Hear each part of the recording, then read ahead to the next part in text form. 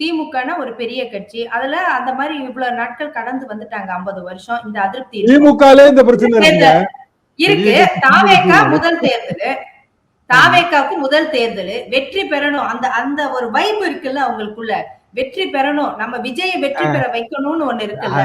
அந்த இடத்துல எல்லாரும் தப்புடுறீங்க. யாரையும் வெற்றி பெற வைக்கணுங்கிற வைப்போட எல்லாம் கிடையாது. அதெல்லாம் எந்த காலம், எங்க காலம்.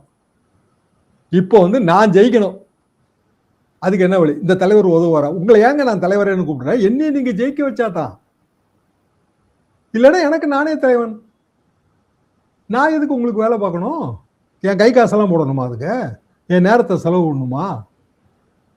வீட்டில் என்னைய கேட்பாங்கல்ல, அலைஞ்சியப்பா விஜய் விஜய்னு அலைஞ்சியப்பா, உனக்கு சீட்டே இல்லைன்ட்டாங்களே, திடீர்னு பார்த்தா நம்ம ஊர்ல வேற யாரெல்லாம் நிற்காங்க மகள சொல்லுவாங்களா சொல்ல மாட்டாங்களா?